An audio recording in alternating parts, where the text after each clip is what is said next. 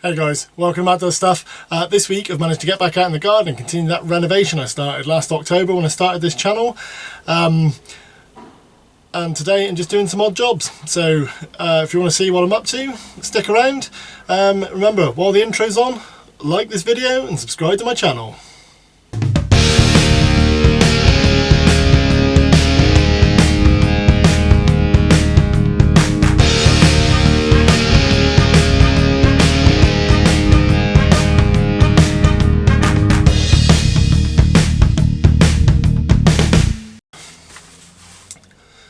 So as I mentioned, today in the garden I'm doing some odd jobs. I'm going to give you a bit of an update on the garden, and I'm also building a back step, and you'll see why I need one in a minute. Fixing a wobbly slab, and I'm giving my apple tree a trim. So yeah, odd jobs in the garden. But obviously if we can't do that in here, so let's get outside.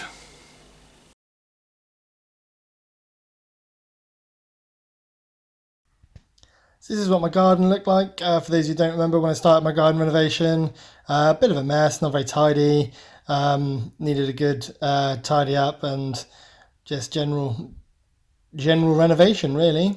And this is what it looks like today. Alright, so not much has changed. I've built a planter, which you can see in one of my earlier videos. I've done a lot of ground clearance on the right hand side there.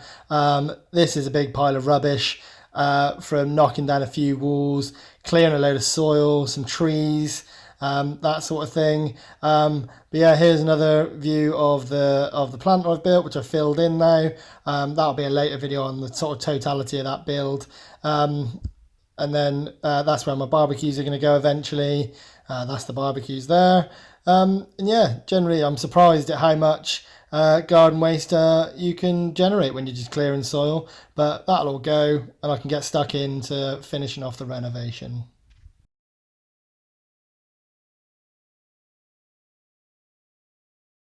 So this is my sorry excuse for a back step. It's a slab on top of some bits of wood. It used to be just some sleepers, but over time they've just gone, they've broken.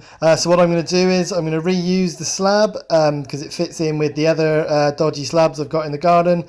And I'm going to use some of these old blocks. They were from an old wall that I took down just to build it up. And I'll use the slab on top to make a step.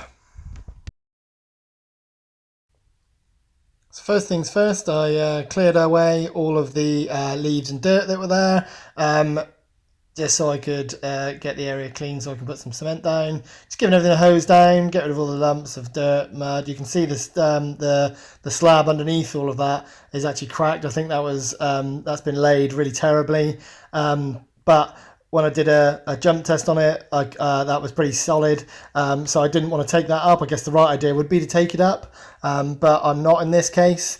And what I'm doing is just preparing some of the blocks that I had, getting them in the right sort of arrangements, and then I'm using some Blue Circle ready to use mortar. This comes in a 10 kilo bucket. What I like about these is you can just mix it all in the bucket, or meter it out if you don't want to use it all. In this case I'm using it all, so mix it in the bucket, and the added benefit of using one of these is you get a free bucket at the end of it. So yeah, just ready mix powder makes it very easy. Don't need to buy separate sand and cement. A little bit more expensive I guess, but you pay for the convenience of the bucket of cement.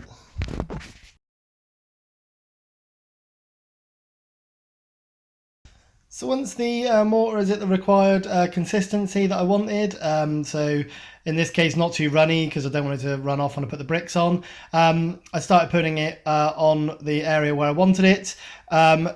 Basically what I'm trying to do is build up enough cement in the front in order to bring the step up more level, and that just builds up some of the dip that I had from the broken slab. But I'm not going up so high that it is just level. I do want a runoff from the house, so when it rains all the water runs off the step away from the house, not onto the house. And then I'm using some of the squeeze out there on some of the mortar just to fill in the gaps. Not sure this is the best example of bricklaying in this context that you'll ever see, but what I'm trying to do is just get some mortar in between the gaps, a nice mortar bed on the bottom, and then another mortar bed on the top to lay the slab on. I did check this with the level to make sure I had a runoff, and then once I was happy with it, I just filled in some of the gaps at the back against the house, and once this is dried, I will render the sort of the blocks around under the slab, but I'll do that when I render the rest of the garden planter, which you'll see in a couple of weeks. And that for now is the back step.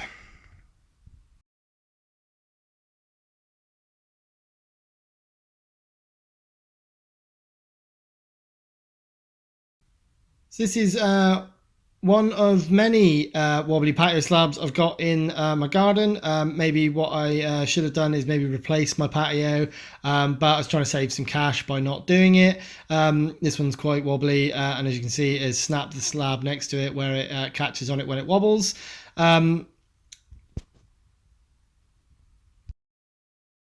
So in order to fix this wobbly slab, I need to lift it up. So I'm just using a crowbar here. I probably should have protected the slab next to it a little bit better while I was lifting that up.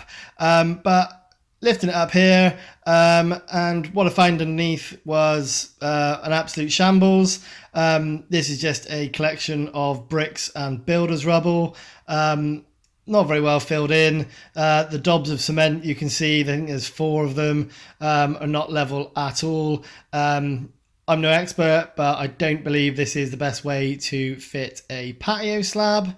Certainly, you can see why it's got wobbly over time. All those bricks and things have just settled in the wrong places, allowing the patio to become wobbly. Yeah. What a load of nonsense this is under here. From when I did when I built the garden planter, I had some of this MOT sub base, sort of a hardcore. You would use this if you were laying a proper, like a full patio. So I'm using some of this to fill in some of the gaps under this patio slab, just to make it more even across it. So the slab sits level essentially, and it's not going to rock anymore. Just using my feet there to tamp it down, and then I'm just putting some quickset concrete under there. This is again leftover bag from the planter project. Just spreading that out, and then I'm going to add some water just to set it off. Flatten that out with a bit of wood so that it's level, and then relay the slabs. I'm not replacing that slab that's broken. I don't have one, so I'm using the crowbar there. And now you can see I don't have a wobbly slab anymore. So another odd job done.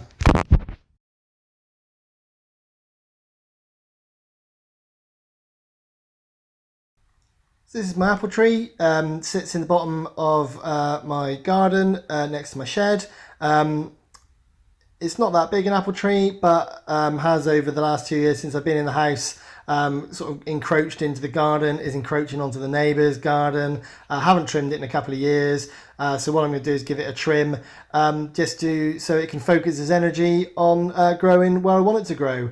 So what I need the tree to do in order to get the best out of it is to focus its energy in growing where I want it to grow. So what I'm taking off is some of the lower branches that just don't get any sun. So there's no point putting the tree's energy into that. And I'm also taking off then those ones that are encroaching over into the neighbour's garden. And then I'm just having a general look to find any of those which are maybe rubbing on each other, or maybe look to be old, not producing any sort of apples. And then following that, once I've sort of, I think the best thing to do is once you've cut a bit is to stand back, see where you want to shape it, cut a bit, stand back, see where you want to shape it. And then what I'm doing after I've cut the sort of main bulk, the big branches, I'm just going around with the secateurs and cutting some of the smaller ones. The idea of this is not to give it a haircut as such, so just trim the ends, because you get sprouts which will grow from those trimmed ends. What you want to do is take it back to the nearest sort of big branch.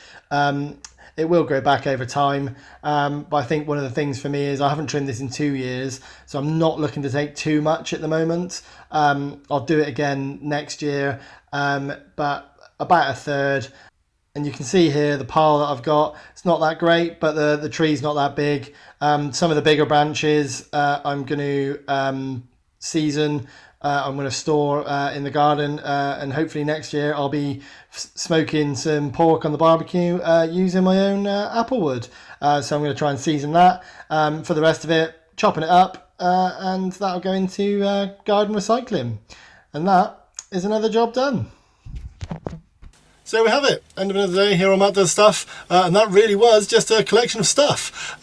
So yeah, if you enjoyed that, let me know in the comments. If you didn't enjoy it, also let me know in the comments. I've had a really nice weekend, sun was shining, makes me happy. So I'm going to celebrate with a beer, as always. Today, got a good chemistry rum DRC, which is a little rum porter. That'd be nice.